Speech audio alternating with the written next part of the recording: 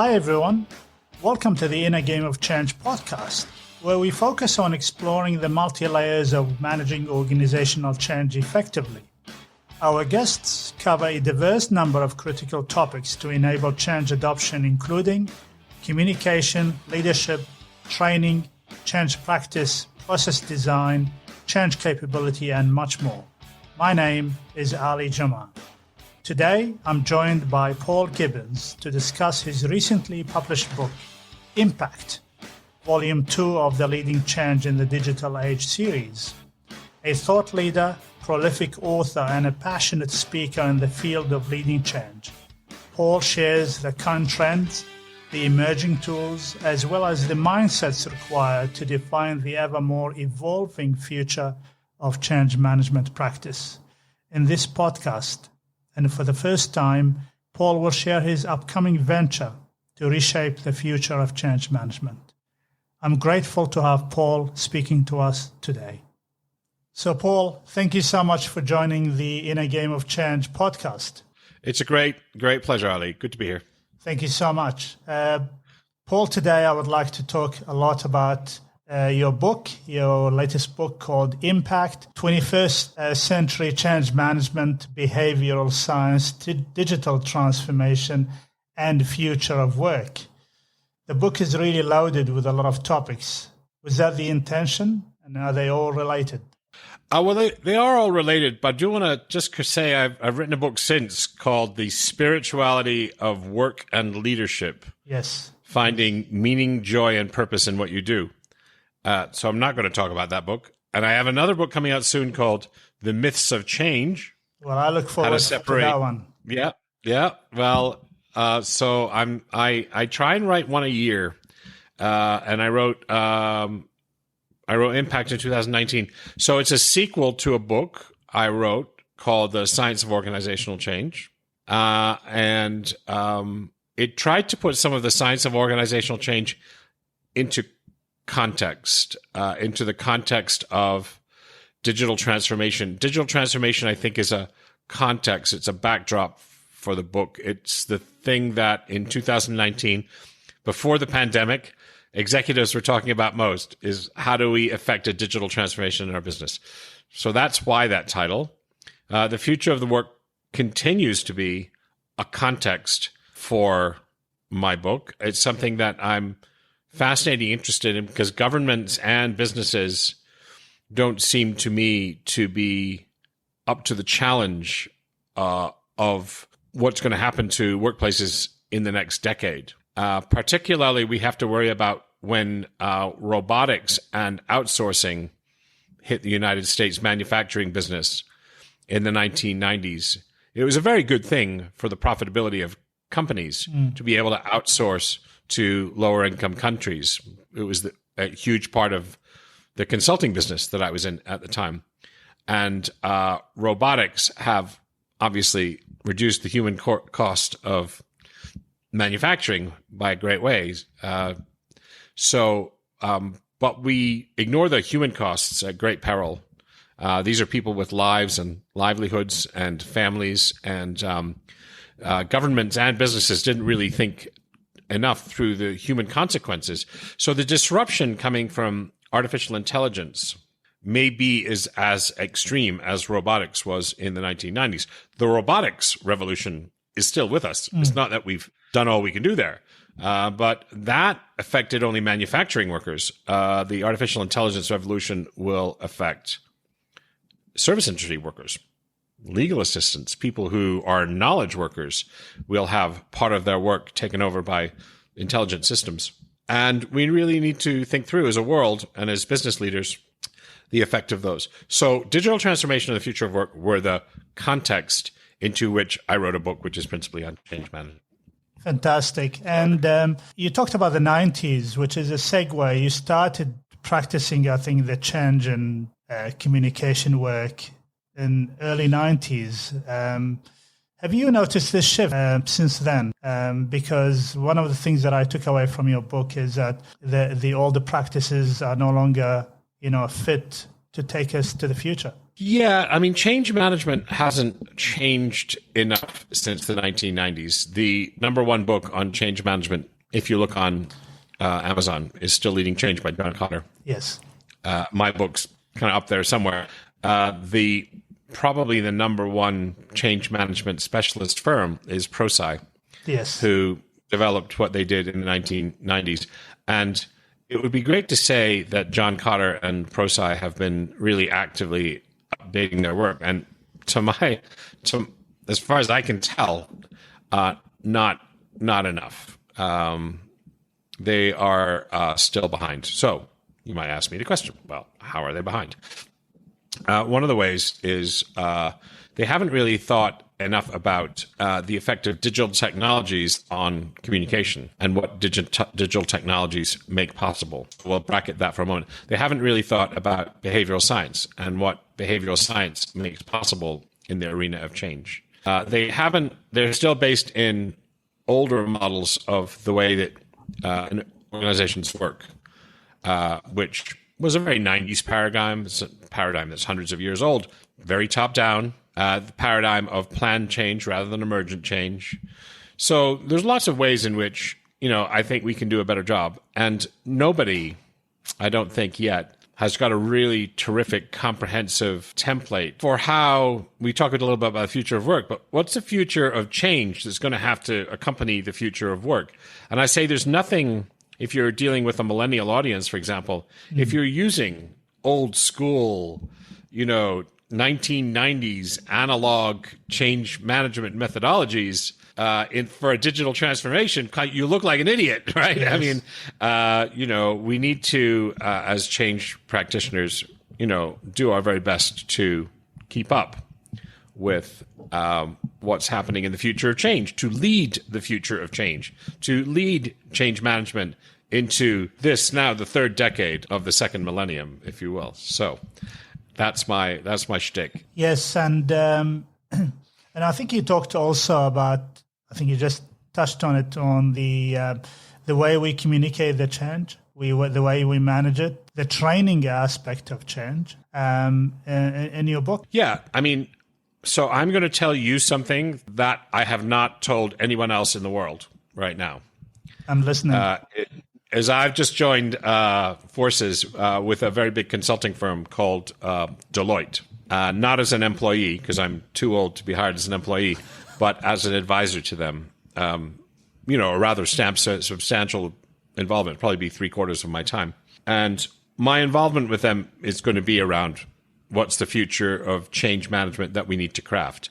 Now, what's interesting about these guys is they've done a tremendous amount of work, and I think they've done some terrific investment in future change management. However, first of all, it's under-publicized, so nobody knows about it except their clients. Mm-hmm. And secondly, so they have a problem in the sense of having their reputation catch up with their, if you will, their method development. But also they're really fascinated by this idea of how we bring more science into the area of change management, change leadership. So this is the first this is known in the world that I have developed partnership. I'm on their team. And I like what I see. And one of the things, so you mentioned training, and as workplaces become more technological, a lot of the behavioral change that we will need to see in workplaces is technology-oriented behaviors. How well do people use the system, what's called adoption? And one trend in change that your listeners will want to pay attention to is there's something called a digital adoption platform, EAP. And it's being marketed falsely as the answer to how you get change to happen. Now, having said that, it does some really good things. So one platform that I'm becoming familiar with is called WalkMe, which sits on top of your big computer system implementation, be that SAP or Workday or Salesforce or whatever system you want your employees to use, and it helps guide them through the learning process. And in that regard, it's impressive, but it's not by any means a replacement for change management. It augments change management. It solves one of the problems of change management is upskilling your workforce so that they can perform. They have the skills to perform what they're being asked to do in the new changed world. That's a change management challenge. Traditionally done through analog methods, right? Traditionally done through a training course. But now we're increasingly able to do that virtually. And the challenge is to make those virtual experiences rich and rewarding and challenging and inspiring and all of that good stuff in the way a trainer could do in a live environment. That's what we do. We want to be able to recapture some of that in the virtual environment. Now, virtual has a lot of advantages. They can be just in time. You can watch a training course while you're on an airplane. It's good. You can rewind. It's good. You can listen to something again. That's good. You can track people's progress. That's good. The digital adoption platform monitors people's behavior and how they're doing with the system, and are they making mistakes, and guides them. That's all good stuff. So there are advantages to virtual, but we also want to take in mind of the fact that we're dealing with human beings, and we are not, designed as virtual people, despite 2020 and the pandemic, and the way we've had to adapt our working lives. So we need to retain some of the magic of in-person training, some of the human connection, and build that into some of the more digitally oriented training solutions. So Deloitte are a long ways in their thinking about how they help their clients learn and adapt and adopt technology. And I think that's one of the ways that change management will be changing in the future, is we don't want to lose the human side of change because we're dealing with human beings. But we also want to make use of technology in such a way as it supports human beings being the best they can in the workforce, the workplace. So I come from a humanist perspective. Like, technology for me is only good insofar as it makes human lives better. That's it. Otherwise it's a waste. We need to orient the technology that we use in businesses so that they make workplaces great for human beings. Yes. So that human beings can do more of what human beings do well together. So technology isn't, from my point of view, an end in its own right. It's not a valuable end by itself. It's only a valuable end if it makes the world better for human beings. And anyway, that was a bit long-winded. I'm sorry about that, sir. No, not at all. Not at all. I'm enjoying listening to this because there's always, this mentality that technology is not the answer, and therefore we need to focus only on a face-to-face and all of those things because a human is a human. But I agree completely with you. Technology is an enhancer and gives us data to perhaps modify the way we want to help our people grow and thrive. And as you said, at the end of the day, each leader comes to work to help their people succeed. And that success is a bit challenging sometimes as well. Yes. And yeah, I think we're on the same page. Yes. And what I find about training, which is always the secret of a good, well thought through change management practice, is that knowledge transfer, that what we call training transfer from knowledge to ability. What are your views on that? Well, training transfer is a really big problem for traditional training, right? If you studied the literature, the academic literature on training transfer, some of the attempts that people have made to measure how much of the content of a course manifests itself in changed behaviors in the workplace and therefore changed results for the business, the numbers are really terrible. There was a statement in 1981, which is often quoted, which wasn't entirely based on research. So I want to caution.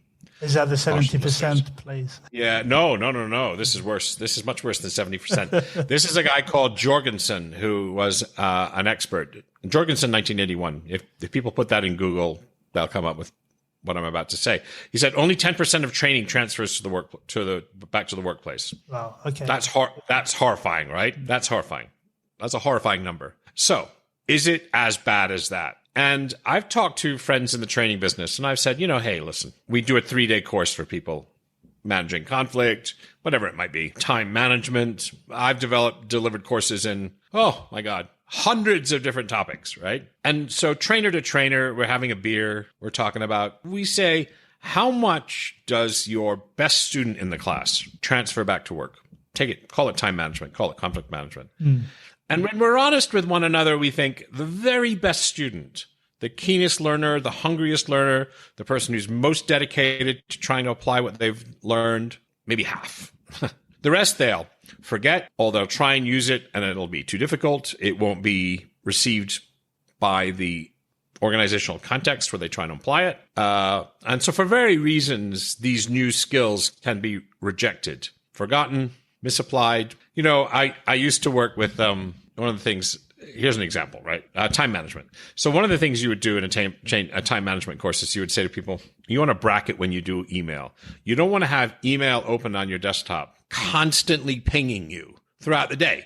How do you do any knowledge work? How can you keep your brain focused on doing the great things that human brains can do if this goddamn thing is pinging at you and you're immediately like a monkey responding to all these emails? So there's a problem. Everybody faces that problem, right? We all face that problem, right? And so, you know, best practice is you turn off all notifications. And what you do is you say between 8:30 and 11 o'clock in the morning, what I'm going to do is I'm going to do the knowledge work that I need to do.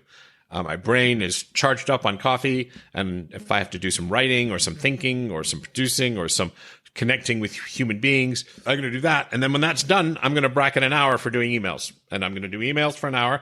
And I'm going to switch the goddamn thing off again. Right? That's best practice, right? Now, who actually does that, right? And, you know, people have gone, yeah, that would be a better way to work. But then if the culture of the workplace where you go back, you've been on this time management course and you listen to some, you know, arsehole called Paul Gibbons, and he's persuaded you that this is a good way to run your life so that email isn't pinging you all the time. Email over here, Messenger over here, Slack over here, you know, all of these different digital platforms surrounding you with noise and distraction, right? That's the working life. You want to turn all that off, right? So that you can create and think and connect with people. Like before I talk to you, I turn my phone off. I turn notifications off because we don't want to be interrupted. So they go back to the workforce, and the workforce is like, yeah, my boss, when he sends me an email, he wants a reply within 3 minutes. And if the guy down the hall sends me an email, if I haven't answered him in 10 minutes, he walks down the hall and says, why haven't you answered my email? So if the culture of the firm is one where everybody is constantly a monkey responding to email like this, it's going to be hard for the individual who has been trained to apply their skills in that workplace context, because they're going to have to say, hey, listen, I do email between 11 and 12. And if you send me an email, I'm not going to get to it till between 11 and 12. But if you want me more urgently, you can send me a text, or you can walk around the corner, or if you want something that's more urgent than that. But that's the way I need to be more effective for you. Anyway, that's an example of how a skill that's learned in a classroom can be rejected, almost like an immune response by the organizational culture. Yeah, so, look, absolutely. Anyway, that's training transfer. That's the problem with training transfer. Yes, lots of variables that play really into how effective that transfer is. You know, the content, the design, the timing. You know, the culture, as you mentioned. I want to talk quickly. Management support. There's a million different things. Yeah. And there's a literature on this. I mean, there is actually a lot of academicians in the organizational behavior, people that work in, not necessarily in business schools, but the INOP, Industrial and Organizational Psychology departments inside universities, have put a lot of time over the last 4 decades in thinking about how do you get training to transfer to the workplace. The problem is most training and development firms ignore all that shit, and they just do what they've been doing for decades. Yes. Yeah. You know, bums on seats, the happy sheet at the end of the training course. People leave the course and you say, hey, good luck. Have a nice life. So anyway, all right. Yeah. You're gonna follow on. So there's ways to do a better job. And some of that's in my book. So anyway. Yeah, absolutely. Yes. And let's talk about resistance and why in general people resist change. I think you mentioned in your book some steps around rebooting resistance. Yeah, I do. It's a dysfunctional concept in a way. Because as soon as you put someone in a box called a resistor to change, you're going to have a certain attitude. I want to overcome resistance. It's like the word comes to us from politics or from physics, right? And it comes from la résistance, the terrorists who are resisting, authority. And, you don't really want to think of your employees like that. No. And you also don't want to think about change as something that people inevitably resist. Organizations aren't like that. I mean, sometimes, yeah. I mean, sometimes a change will be difficult for people in the organization, and you'll have to think about how to support them emotionally as they get to grips with the new world. But if you constantly view change, I mean, the view of change in the 1990s is the change manager's job was to overcome resistance. The people, the mules in the organization, every change came their way. They viewed it with suspicion and mistrust and reacted that stupid change curve, denial, anger, bargaining, depression, acceptance, right? Elizabeth Kubler-Ross stuff. And that's the way they responded to change. And your job as a change leader was either to force it through, which is one thing you can do to overcome resistance, or to cajole, coerce, change the incentives, inspire them, persuade them, support them emotionally. Like there's two ways, right? There's sort of two gears that you can have naively. It's just a stupid way to think about change. Not everybody resists. And not everybody that resists, people can object for good reasons. You might be wrong. That's one reason. So how do you differentiate between someone who raises a legitimate concern with somebody who's maybe having an emotional reaction? So to put all of resistance in that bucket is stupid. And it doesn't really make it any easier to deal. So what I tried to do is say people resist for different reasons. It can be ideological reasons. One reason people resist is because they have habits. They may like the change. They may be inspired by the change, but they got habits. My person who's been in my time management course, right? They have habits. So when they go back to the workplace and they try and do things the new way, habit is a gravity that pulls them back to the way they used to do things in the past. So anyway, there's lots of sophisticated ways about thinking resistance, and they just, the books on change management are just so friggin' terrible because they have this massive behemoth thing, which is inevitable, called resistance, and they have strategies for you don't want to start me on it. So it's do people sometimes object to change? Yes. Should we call it resistance? Absolutely not. So it's just a word that we just need to retire from the change world. And the way I look at it, Paul, is that, and I hear this a lot actually, in every organization that I joined, is that there's this misconception about people who ask a lot of questions that they are resistors. And I'm thinking, they're a pain in the ass. Of course they need to ask questions, because if they don't ask questions, we're in trouble. That's the way people learn and engage. Yes, that's what it looks like. When they're asking questions, that's good. And the other thing is that, as you mentioned, the leaders usually outsource that responsibility to the change manager, thinking that the change manager's got a magic wand. Is actually, which takes me to my next question: is managing change a leader's responsibility or accountability? Oh yeah. Well, managing change, leading change. We're going to deal with the difference between managing change and leading change. So, how do I get to grips with that question of yours? So part of change leadership is being accountable, properly accountable for how the change is received by your team. That would be a fairly reasonable definition of change leadership. How is this change? You're accountable for how this change is received by your organization. Now, is that the same as being responsible? Well, we know that accountability and responsibility are different things. Yeah. Are you responsible for it? No. That's why you have change agents. That's why you have communication specialists. That's why you hire change management people, is because although you're accountable, you can't do everything yourself. I mean, you might have an organization of 100,000 people. You can be accountable for the way the change is welcomed in that organization. You can't be responsible for it all. And so people confuse those two terms because responsibility, this is a commonplace distinction between the two of them, is, that you're the person taking the actions to forward the thing. And you can be accountable in some respect, but have your team be responsible. That's a commonplace distinction between the two of them. I don't want to kind of go into picking that apart. There's quite a lot we could say about that.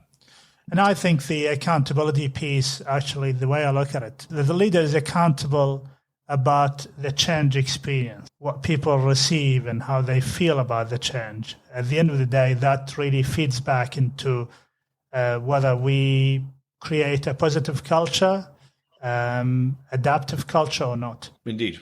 Yeah. Absolutely right.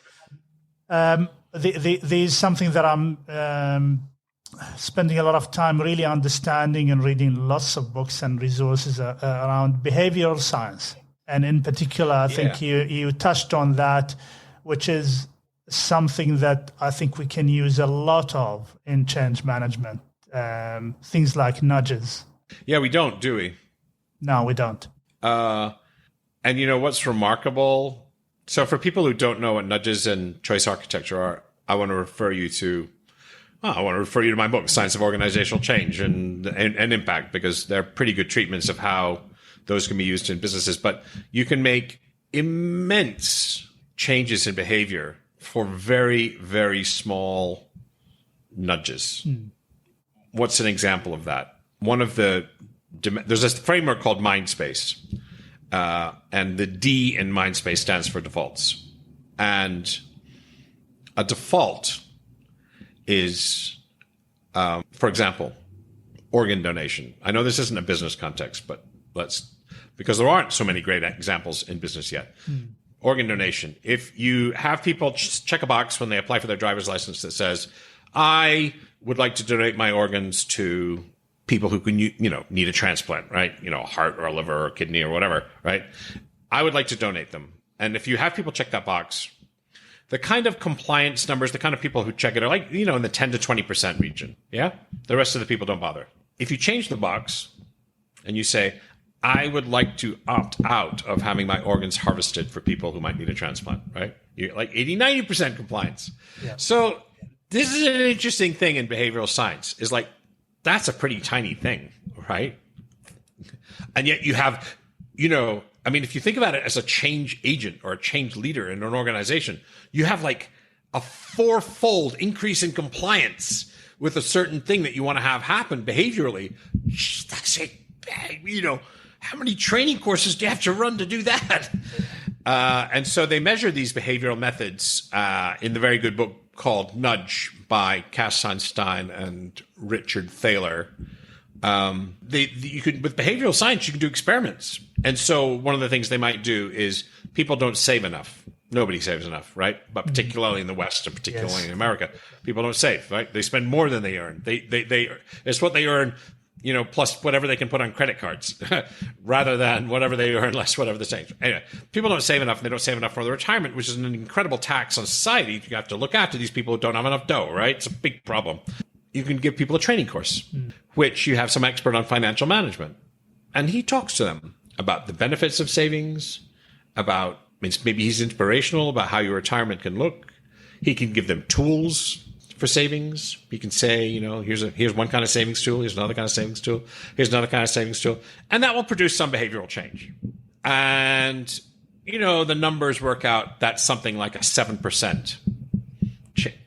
When they try to measure whatever the behavior is they're trying to measure, the savings behavior, it's kind of like a 7% change. Okay, that's not bad. Yeah. We changed, the savings behavior by 7%. If you use nudges,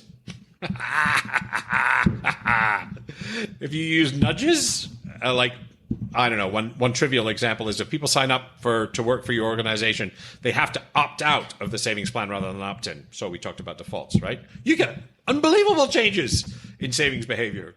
30, 40, 50, 60, 70% changes in behavior. So, now, change management, people don't think about that shit at all. Well, they just don't think about like behavioral science. Like they think we're still in the paradigm. Like I'm going to run a training course, or I'm going to run a workshop, or I'm going to coach this leader in delivering an inspiring speech. We use those kind of other kind of analog techniques, where something that's more 21st century, like nudges, because nudge theory is only like 15 years, 20 years old. It was pretty new by comparison to change management, which hasn't really changed since the 1990s. Anyway, I don't have to convince you. I know that you're sold. I'm sold, and I've read those books. Got inspired about probably 5-6 years ago, and I actually use it in many ways. There's somebody that called me an acronym called EAST, which is make it easy, make it attractive, make it Feast. Fun, easy, attractive, simple, and timely. Yeah, and timely. And underneath all of those, the heaps of strategies. Talking about default, think about all the subscription companies. They always give you something which is, the standard. And, 70-80% of people actually accept the standard that the company which is usually that the money will be going out of your bank account. You were right. Think about the default also. That's their default. Yeah, and think about you go to the restaurant and there's a menu and there's the specials. Now the specials, they make them specials, and that's a kind of a nudge. That is 100% a nudge. That's a choice architecture right there. Yes. So I'm now, because I've read so much about it, I try to integrate it. It works. And I guarantee you it works. Very subtle. This is not manipulation. This is trying to nudge certain behaviors, and sometimes we change habits as well by doing that. One of the things that I see when I go to work, people take the escalator, but there's a university here that created this nudge, which is they've got the stairs next to the escalators.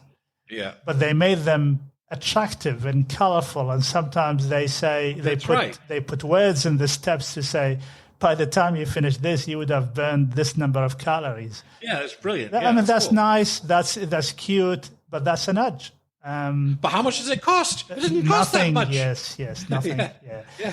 So you must have seen one of my presentations, because one of my presentations has a picture of a staircase next to an escalator. And has the nudge. No, I haven't, but obviously I've read about it, and I've seen it. Yeah. It's an untapped science that will help a lot if we get. But change management professionals, by and large, don't read books on behavioral economics. They just don't. Some of them have read Nudge, not very many. Some have read The Halo Effect, not very many. It's a very, very good book. Yeah, I'm actually because you mentioned that in your book, I actually ordered it because I haven't really read it yet. So I was ahead of my time in 2015 when I wrote The Science of Organizational Change. Yes. Talk about cognitive biases and change management. This guy was a decade before me. Like nobody else. Like he was whistling in the darkness. Yes, back in the day. Yeah. So hats off to Professor Rosenschweig. Exceptional book called The Halo Effect. A short book called The Halo Effect. But my fellow change managers, practitioners, they don't read stuff. They read books by Simon Sinek. No. Yeah. Well, Simon is not bad, but he's trivial, right? It's like in terms of making a practical difference to people's working lives, I know he feels good, but it's kind of like I always think it's like compared to a sugar high. Like you read some inspirational literature like that, but are you able to lead your life in a more effective way afterwards? And I generally think no. Yeah. So I'm not a huge fan of it. He's not the worst of them for sure. No. Like I like Simon because he's passionate about his work and about his ideas, and that's what I like. I wish I was as good a speaker as him. You're very good. I'd be charging $50,000 a talk, which is probably probably if you want Simon Sinek to speak at your event, it's probably $50,000 or $75,000 probably. I appreciate your time and I'm grateful you're with me. We're coming to the end of the podcast, but in summary, I really need to give me an idea about what's the future of change management. I actually have like a chapter on it at the end of my. I know that's why I'm asking you. You can summarize it in a few minutes. And I think I don't want to let the cat out of the bag too much. In my work with Deloitte, we're going to actually think about doing some real thought leadership around this because God knows the world needs it. Yeah. However, one of the things is definitely more science. And there's a couple of different directions to that. So one direction is behavioral sciences, which we talked about. Yes. One direction is using more research from industrial and organizational psychology, which we kind of talked about. Because when I talk about training transfer, the stuff's out there. You just have to have the discipline if you're a training provider to go and look at training transfer. Go and look at the freaking research. So that's one area. And neuroscience is another. I think it's overhyped right now and underdelivers. But neuroscience is, linking the biology of the brain and what we are learning about that, because it's still in its infancy, to change. Again, it's overhyped now, but I think, there's a future there. I think there's a future for artificial intelligence and change. My change management people will hate me for that. Integrating technology with change, I think, is ways. I mean, one of the things that really isn't used enough yet is change management technologies, communication technologies that allow you to have a constant dialogue with your user, with your stakeholder. Audience, yeah. Because what we did in the old days, in the 1990s and the 2000s, is we sent a survey. If we were interested in listening to them, which we weren't always, right? Sometimes we were in broadcast mode. Emails, work, whatever it was, posters on the wall, little plastic cards. These are our new values, whatever it was, we were in broadcast mode. But when we were listening, we might use a survey, or we might use a more high engagement event like a workshop to really hear what people's feelings were, as well as just what we did in the survey. So those are kind of analog, and they're high touch events or something like that. But now we can have that dialogue constantly through technologies such as Slack or enterprise social networks. So that's one way. And I think we need to learn to think increasingly about complexity science and what we're learning about emergence and complexity. Again, it's easy to say that, but there are very few good tools out there that help you to understand complexity. I think we need to continue to kill off the myths. This is the book that you're talking about. Yep. I think that's the very last chapter. Super short chapter. I think we need to continue to kill off the myths that are out there in the world. I think we need to kill off learning styles. I think we need to kill off Elizabeth Kubler-Ross. Bless her. She was actually a pioneering woman who transformed the way we think about people who are near the end of their life. So mad props to her for doing that. And her research, highly questionable, first thing. And does it apply to organizations? Because that's the one thing, is like, even if she were accurately describing the experience of people who are close to death, so why would that apply to organizational change? You have to explain that to me. Yeah. You have to explain to me how a business change is like dying. Just it's go like ahead death. Yeah. And try. Yeah. Anyway, so, we need to get rid of the myths that are around us. Karl Popper, amazing philosopher from the 20th century, said, science begins with he didn't use the word debunking, with the explosion of myths or something like that, with the destruction of myths, which I think is fairly apt. So we need to get rid of all that bullshit that's running around in the change world, that's just pure garbage. That is, maybe was never true. But if it was once true, like Levine's theory of unfreeze, freeze, refreeze, if it was ever true, it doesn't seem to be true right now. No. It's just not an apt metaphor. Burning platforms, just another stupid metaphor. People jumping off an oil rig, burning oil rig into the icy water. One kind of death contrasting with another kind of death. That applies to organizational change. How? Yeah. Explain to me how people choosing between dying by burning or dying by freezing to death. How's that a metaphor for organizational probability change? of death. Yeah. But we've been talking about burning platforms for 25 freaking years. So, anyway. And this is why what attracted me to your speeches and your book. You're my hero because you're articulating lots of things that I've been thinking about, and then I cringe when people talk about, because they just throw it there, and they're loose statements there, and we're going to have to be responsible about the things that we say. That's right. Paul? And I'm guilty. I talked about burning platform for a decade because when I was trained in change management in the 1990s, that was orthodox. Change leaders needed to create a burning platform. And I taught that, mea culpa. And I think now the world has learned better. So that's what I think. Paul, I appreciate your time. It's been really pleasure talking to you. I hope I can get you back on another one, because I've got your other book, which is... Was that the yellow book? Yes. Oh, that was the precursor one. I didn't see that. Here, I'll show. I don't have my background in. Yes, that's the science of organizational change. I was very lucky. It's the first book I wrote, and it's still the bestseller of all my books. It's And I started already with it, and I'd love to have you back and we can unpack that particular book. Another time and another day. And I want to thank you for your pioneering efforts to get the word out. Good for you. Thank you so much for your time. My pleasure, sir. Thank you so much, Paul.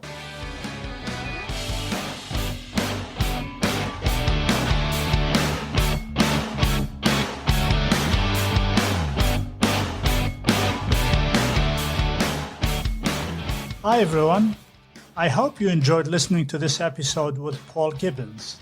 To know more about Paul and this podcast, check the innergameofchange.com.au website. To receive more podcasts, simply subscribe.